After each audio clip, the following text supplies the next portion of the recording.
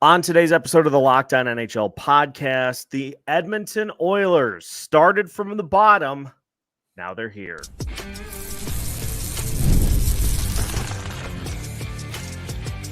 You're Locked On NHL, your daily podcast on the National Hockey League. Part of the Locked On Podcast Network, your team every day. What's happening, everybody? Welcome into another episode of the Locked On NHL podcast. We are your team every day, and we thank you for making Locked On NHL your first listen each and every day. Make sure you subscribe on YouTube and your favorite podcast platform so you don't miss out on any new episodes throughout the week. Today's episode is brought to you by FanDuel. Make every moment more. Right now, new customers get $150 in bonus bets with any winning $5 bet. That's $150 with any winning $5 bet. Visit FanDuel.com/lockedon to get started. On today's episode of the Locked On NHL podcast, we will recap the Edmonton Oilers advancing past Dallas to the Stanley Cup Final to take on the Florida Panthers. We'll take a look at how the Oilers advanced after a dreadful start to the season, how they got to this point, and the thing that we have been saying needed to happen did, as the Oilers got some goaltending that was able to match what Dallas brought to the series. My name is Seth Toupal, host of Locked On Wilds, one half of the dynamic duo for your Western Conference Tuesday, joined by JD Young of Locked On Sharks. JD, what a difference a week makes, because it was at this very time last week that we declared the Edmonton Oilers in trouble. Idiots. Absolute idiots. The two of us. I said this thing was going to be over 5 for Dallas, but hats off to Edmonton. They were the better team this series, and before the series started, we talked about superstars versus the depth. The superstars and Connor McDavid, Leon Draisaitl, Evan Bouchard, who is becoming a superstar, and Stuart Skinner. They overcame whatever Dallas's depth, and we can dissect what went wrong for Dallas. But when Edmonton needed something, Stuart Skinner, boom. Even in this last game, 2 goals, one a ridiculous. They will play that on Connor McDavid's highlight reel when he goes to the Hall of Fame. I'm still that goal is not safe for work, filthy. Whenever they needed a big moment, they got it from some of their biggest players. And that's why they were advancing, and Dallas just couldn't find that extra gear to match the star power of Edmonton. Yeah, it just was a situation where it just seemed like the series flipped at that very point that we discussed. It's almost as if the Oilers just got tired of the narrative, tired of what we have seen happen time and time again, where they're able to get maybe a round or 2 into the postseason, but not able to advance any further. And they finally got tired of being called kind of a tease. And they just went out and they took care of business. Like, they did a great job of just throwing Dallas off enough to where the Stars were not able to generate at the level we expected they were going to be able to. And you look at some of these names for Dallas who you just needed to have more from. Some key names that went pretty quiet throughout the course of especially this most recent series against the Edmonton Oilers. And it just, like, you can't go through an entire series. You look at the numbers for the Stars. Like, Wyatt Johnston had 10 goals in 19 games. That's that you want. Yes. But some of these other players, like Rupe Hintz, had 8 points, 2 goals, 6 assists. That's not Rupe Hintz level. I know he was injured and had to kind of work his way back, but Matt Duchene was a key contributor for the Stars all season, and he had 6 points in 19 games, just 2 goals. Mason Marchment had 5 points in 13 games, and maybe the biggest one of all, and just another example that Father Time is probably undefeated or is undefeated. Joe Pavelski had 4 points in the 19 games, just 1 goal, 3 assists. Like, these are all guys that you just, when you are built as kind of a depth team, you can overcome maybe one of these guys having an off postseason. But as some of the other players start to get kept in check as well, that's where the problems come in. Yeah, and like you said, you can have 1, 2 guys there off season, but off postseason or off series or whatever. But that's what you hope with your depth is if if Pavelski's having a slow postseason, who else can and other than Wyatt Johnson, right? It was a lot of guys where you felt like, I wish I could have seen a little bit more out of this guy, Rupe Hintz, like you mentioned, even Jason Robertson, who I know he had a bajillion shots in the last game, but it felt like it was very much all or nothing with him. There wasn't the consistency. I know he had the hat trick, but other than the hat trick, it was a really quiet series, I thought, from Jason Robertson as well. And that's that, it's the stars and scrubs versus the depth and mentality, and the depth, it seemed like they ran out of gas at the wrong time. And you wonder if maybe if all the games they played, right, 7-game series, a very tough 7-game series against Vegas, the first round, another tough series against the Colorado, the second round. If it just caught up to them in Edmonton, they had their struggles, but it seemed like Edmonton might have had a little bit of an easier path. And then their star players are just starting to play better now. I know McDavid's had his struggles. I don't know if he's 100% healthy, but it seems like he's healthy now. And Stuart Skinner, who we'll talk about later, it feels like things are clicking for him. We're starting to see the Stuart Skinner we saw before last postseason when he ran out of gas. So it seems like everything's just kind of going for Edmonton right now. And it's going to be sad, especially if this is Joe Pavelski's last game. One of my all-time favorite players. Plenty of special memories for me watching Joe Pavelski, but it seems like he unfortunately might be done. Yeah, pointless in the series. No points for demoted to the 4th line in this last game, which is just that's brutal. Tough. Yeah, that's tough. But the one that you mentioned that you I think maybe thought was the way I was going to go with the guy who it hurt to not have clicking on all cylinders would be Jake Oettinger. And you look at his numbers in the series, they're not overall, I mean, a 2.56 and a 907 for the series.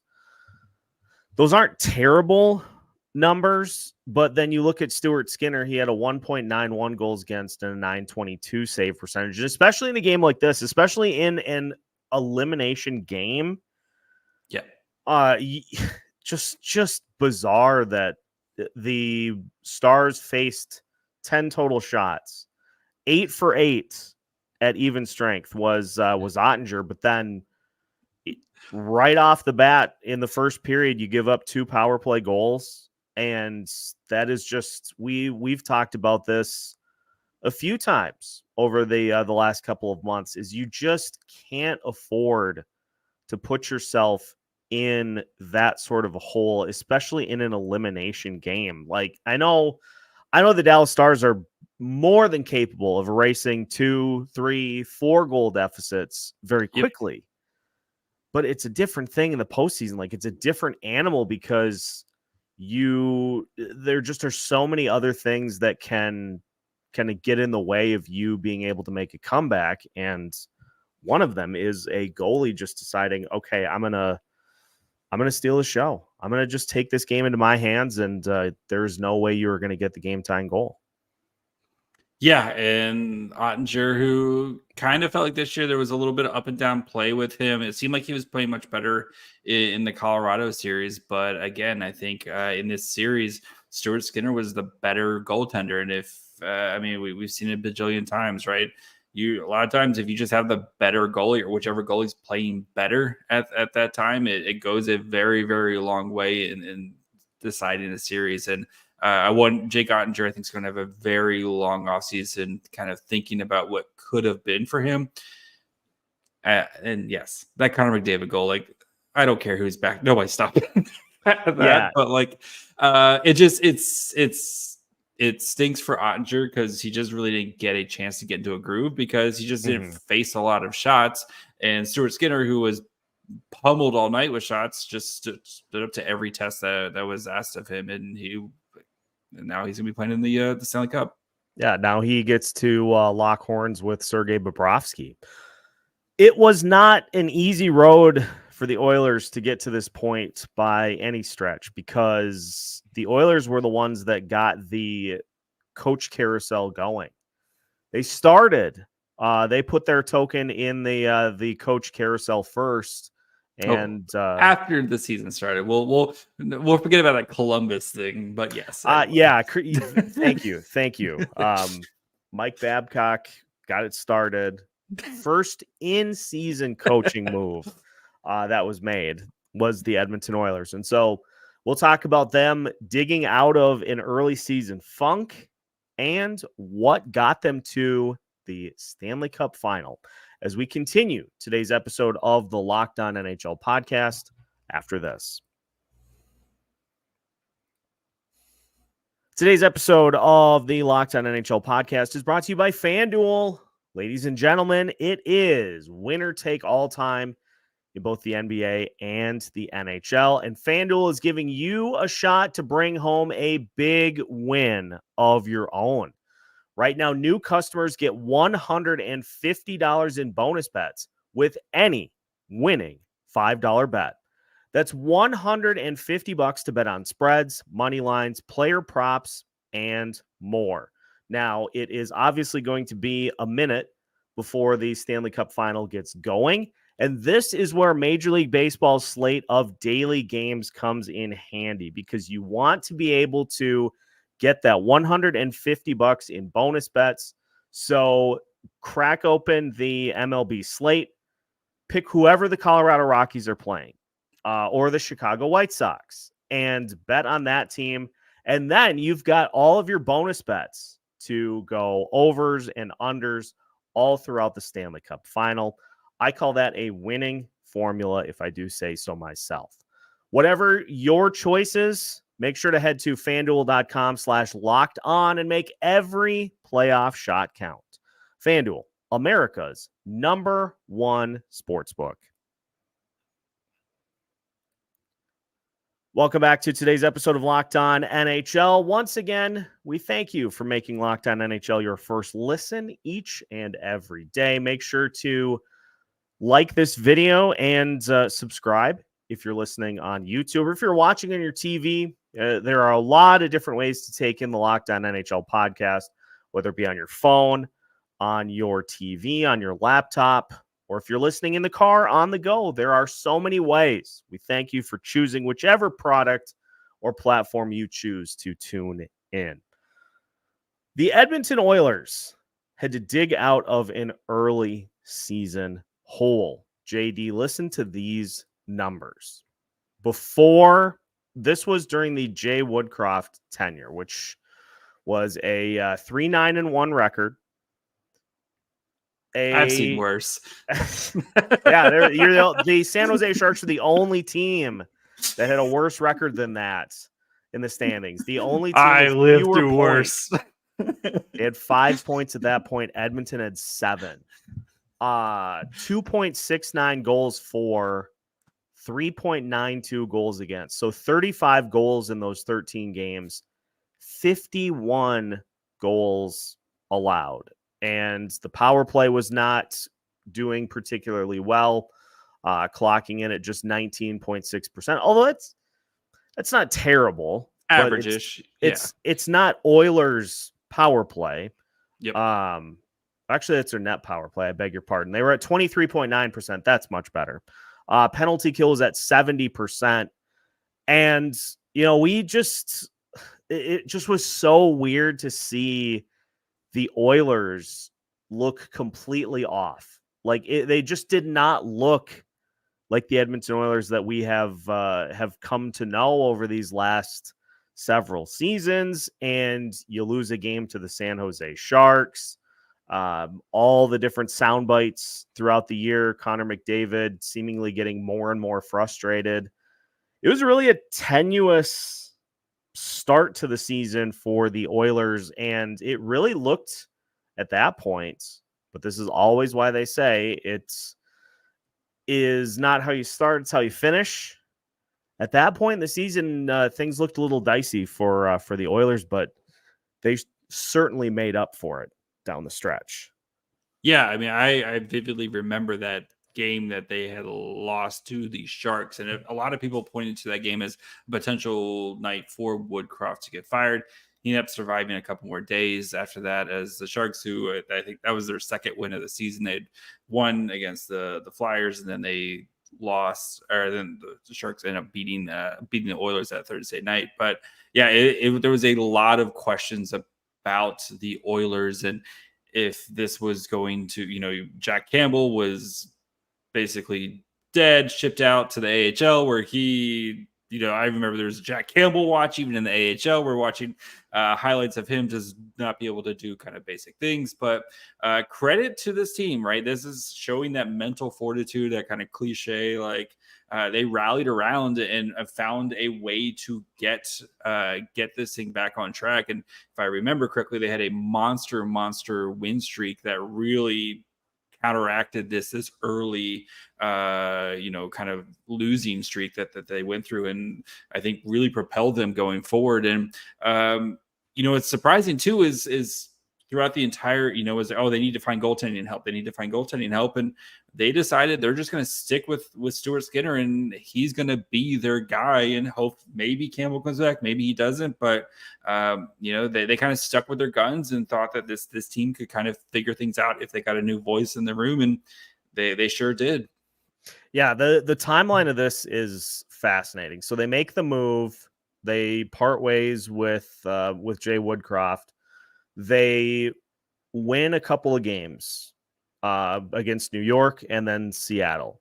Then they lose 3 in a row to Tampa Bay, Florida, and Carolina. Although, to be fair, all 3 of those games on the road, and those are for anybody.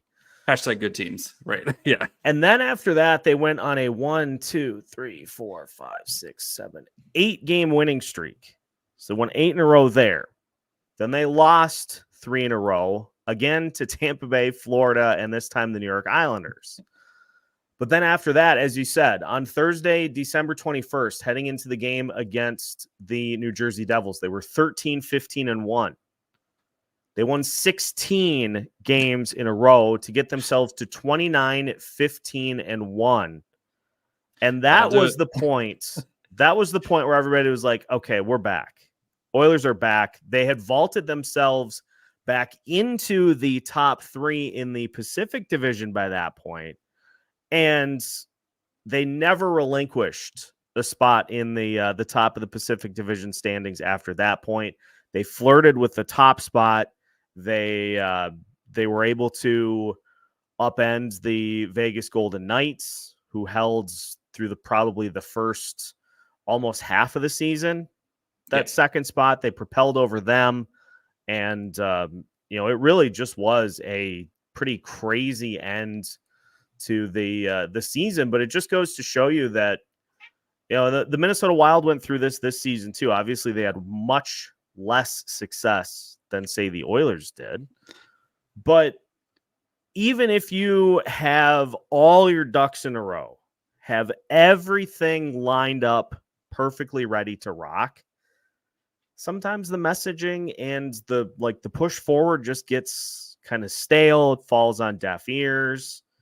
And sometimes, especially when there's a lot of pressure on teams to win, sometimes you got to jolt everybody back to their senses. And so for the Oilers, that certainly did the trick But they're now 4 wins away from finally hoisting a Stanley Cup trophy for Connor McDavid and Leon Draisaitl and the rest of the team, because it's been a team effort to get to this point.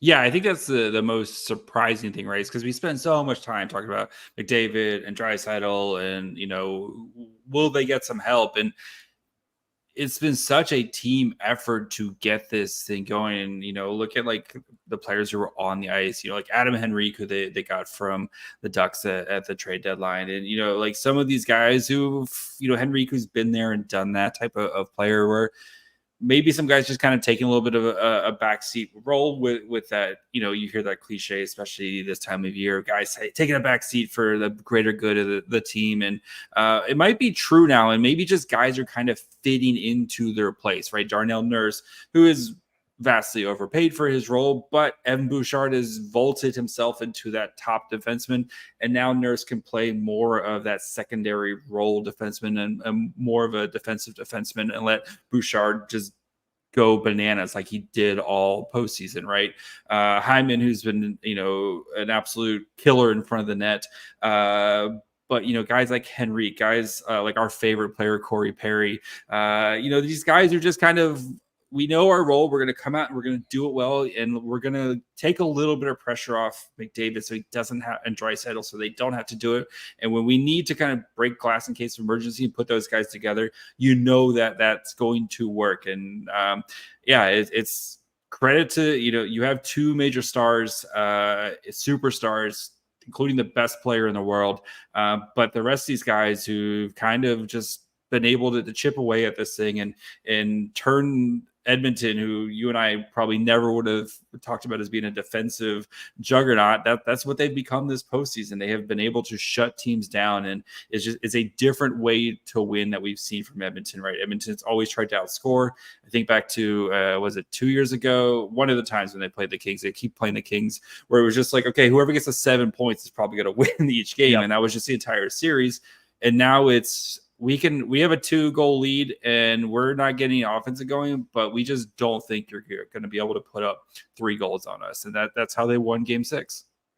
Yeah, it really has been an impressive turnaround since Kris Knoblach took over. And obviously Knoblach and McDavid have previous ties, which is a lot of the reason as to why that was the choice.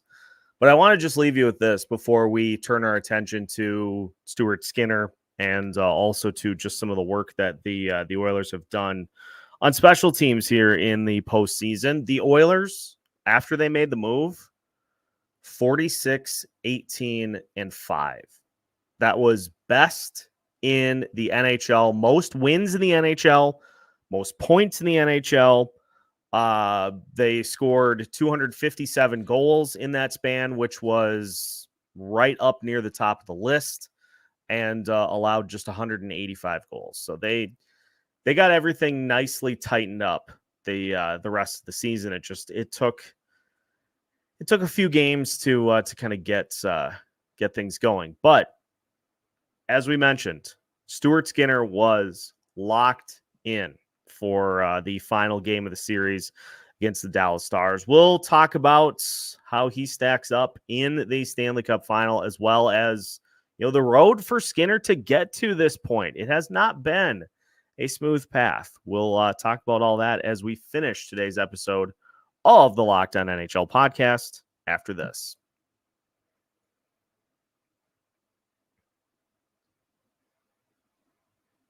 Final segment of today's episode of the Locked On NHL podcast. Once again, we thank you for making Locked On NHL your first listen each and every day. Seth Toupal and JD Young here with you. Let's talk a little Stuart Skinner to finish the show today. Really just an impressive performance as he was peppered by shots by the Dallas Stars all down the stretch.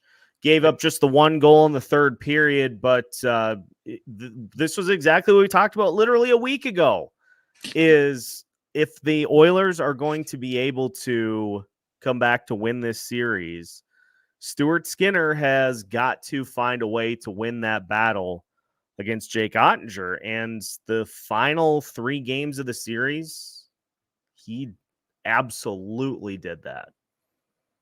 Yeah. And slow start, I think, from Skinner, right? You were kind of waiting for him.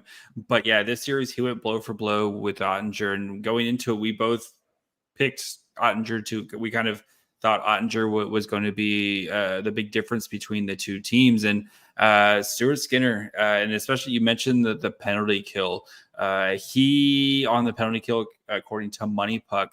So it's in 16 games played, expected goals against 6.86, actual goals they gave up on 4 and 5 was 3. So that is the second best, 3.9 goals saved above expected. Only Jeremy Swayman, who is also #good, had a better goal saved above expected in this playoff run here. So that's combined with the improved efforts from the penalty kill, but Stuart Skinner, especially on the penalty kill, what's the big difference in this series, right? And even this last game, Edmonton got their 2 goals on the power play, and Dallas couldn't get their power play going this entire series until the very, very end when it was a little too late. And it's that they always say, right, your goalie needs to be your best penalty killer. Stuart Skinner has been the backbone of this improved Oilers penalty kill. And the other part of this coin that led to Skinner being able to be put in positions to not have to go nuts. Now, the final game in game 6, you're facing everything that Dallas has to throw. And so 33 out of 34 there, that's when you say, look, it doesn't matter what sort of defense we play. Dallas is just going to throw the kitchen sink here. But you look at in game 5 and in game 4 as well. In game 4, 22 out of 20. So the Oilers able to limit the shots that get through in that game, and then 19 out of 20 in game 5. And so being able to hold the puck, keep it away from your goalie, and when the opponent does get it, being able to block those shots and prevent many of them from getting through.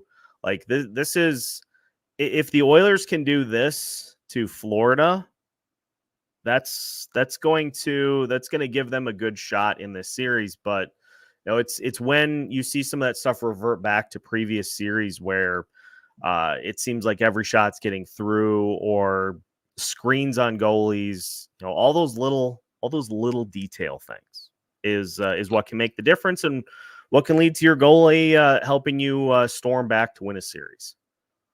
Yeah, and I think it's crazy too, because like Dallas is usually a really solid team at like getting shot attempts off. I mean, they did lead the playoffs in actual shot attempts. Granted, they played more games than anyone else with 19 games this year, but just seeing those actual shots on goal, just such a low number, really, it just felt very un-Dallas like. And credit to that Edmonton defense of playing a very sound, structured defense in making Dallas, I think, frustrating them in their inability to get shots off. And even before this series, we talked about how I thought this was what Dallas was going to do to Edmonton, and they kind of did it to a degree, but it's that at the end of the day, those star players making a difference when you needed it most. And it'll be interesting to see if Edmonton can do it again against Florida, especially because Florida has the depth and the star power, so it'll be interesting to see if they can repeat this. But the way Edmonton's playing right now, they're just locking people down and just kind of squeaking out enough offense for when they can. Let's just look just for a moment, because as I mentioned, I think game 1 is the 8th. So we got some time before the actual. Also, what are we doing, NHL? Seriously. Yeah, that's another thing too, is like you have to, and there's an easy way to do this, is you can just say each team gets at least 2 days or whatever. Yep. Each team gets a travel day to get back home, get what they need to do. They get a day to get to if they're playing on the road, they get a day to get there and practice, and then you go. Like 5 days And then why is there so many rest days? Like the playoffs is all about like game, day off, game, day off, game, day off. Why are there so many rest days? If this thing goes 7, like they're going to be calling game 7 as the draft is about ready to start. Like, like we're going to be watching game 7 from Vegas at this point. It's what are we doing? First of all, just start the season October 1st. It needs to be handed. The Stanley Cup needs to be handed out by June 1st. but that's a different conversation for a different day. But yeah, we could do. Yes, I think we're both on the same page on this one. Why is this taking so long? Long season. Long season. Of the areas, I just want to pose this question to you. Okay. Of these areas, the offense, defense, goaltending, and special teams, considering what we've seen so far in this playoffs from Edmonton, which one will they need most in this series against the Panthers? Will they need McDavid and Draisaitl and the offense to take the lead? They're going to need the defense and the special teams to slow down the Panthers, or are they going to need the special teams to, keep those opportunities from really dictating how this series plays out? I'm going to go with the special teams is going to be the big question, is going to be the big decider, because we've seen the Panthers special teams be very special this a whole postseason run. And if Edmonton's penalty kill can continue to stifle the teams like we've seen from them, that's going to give them a really good chance in this. But it's weird. It's whoever wins the special teams battle, I feel, is going to win this series, because I feel like the goalies are pretty even, to be honest. Both of them have shown times of being really hot, and both of them have shown times where they'll poop their pants. It's, and I think the star power, yes, you have Connor McDavid on one side, but it's not like the Panthers don't have plenty of stars on their team too. And right. I everything matches up pretty evenly. I just think it's going to, as dumb as it sounds, I think it's going to be the special teams that's the big difference in this series. And if Florida's special teams can stay hot both on the power play and on the penalty kill, I think that's going to give them a huge edge in here. So how about you? I'll turn it back to you. What do you think is going to be the deciding factor? See, this is interesting because I would normally agree on the special teams, but here's the road I'm taking.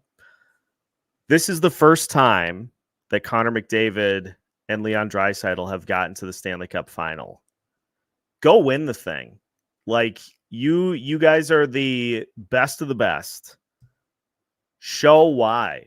Like, just take this series and just go do extraordinary things at the highest level, and go win it. Because as much as Florida does have the star power, they do not have Connor McDavid. They don't. And so this is an easy opportunity. That's mostly tongue in cheek. This is an easy opportunity to just go be the best player on the planet. Yeah. In the highest moments, the pinnacle of the NHL season. Like, just go take it.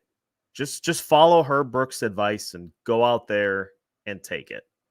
Yeah, you don't want to be the Dan Marino or the Joe Thornton and Patrick Marleau of your generation of getting a taste of it and then just never getting the thing done. I could see that. I know we're 12 weeks away until the cup starts, or selection starts, but all right, who you got? Give me your prediction. I'm going to go with the Oilers. I just, at this point, you get to where you see the finish line. You're so close. Just go finish. Just go take care of business and go win the thing. So I'm going to say Oilers. I'm going to hop on the Oiler bandwagon here and see them through to the finish. As a former Florida resident, I would be remiss if I didn't say Vamos Gatos. They got so close last year. I think that experience of just getting there and going through it, you've seen this team has been all business. Even the way they handled every series is all business. This is what they're here for. This Panthers team, I think, is too good, and I think they're going to get somebody just out of nowhere to help out, and that's how they've done this thing. So vamos gatos. There you have it, folks. We'll have a recap of the early part of the series for you coming up next week, and we'll look at either some of the things that the Oilers have done best so far in the series or some areas that need to be tidied up. We'll have you covered either way, because that is how Locked On NHL keeps you ahead of the game, by keeping you up to date on all things NHL every day of the week. So make sure to hit the like button and subscribe on your favorite audio platforms so you don't miss out on any new episodes throughout the week. For JD, I'm Seth. We'll be back with you again on next Tuesday's edition of Locked On NHL. Until then, enjoy the rest of your day. Thanks for making Locked On NHL your first listen each and every day. We are your team every day.